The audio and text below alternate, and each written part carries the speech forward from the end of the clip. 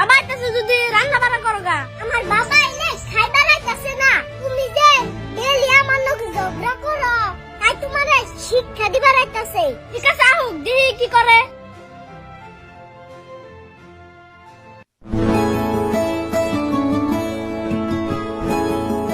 নুরসাদ, ও নুরসাদ, বাবা তুমি আইছো?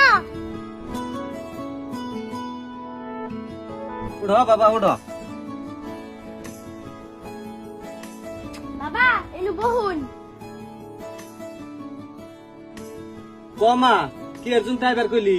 বাবা এই বাড়িতে থাকতে আমার আর ভালো লাগে না। তুমি কেমন মানুষের লগে আমার বিয়া দিছো? দেখুন বাবা কেমন করে কথা কইতেছে। কমু না কি করুম? তোমারে কি দুধ জ্বালায়া বক্তি দিমু? দেখ মেয়া, সাবধানে কথা কবি। আমার সামনে জামাইয়ের নগে এই ব্যবহার করস, তাইলে তুই আঙ্গ আউলে কি কি করস? তুই তোর বাপের বাড়ি যে সম্মানটা পাস, ওইটা খালি জামাইয়ের জন্যই পাস।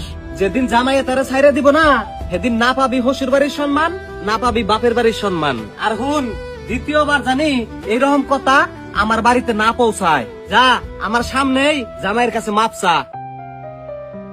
আমার ভুল হয়ে গেছে, আমারে মাফ কইরে দাও।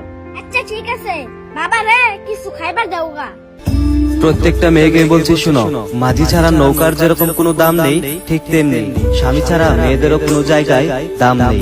তাই স্বামীর ছোটখাটো কথাই অভিমান না করে ধৈর্য ধরো, সংসারটা সুখের হবে।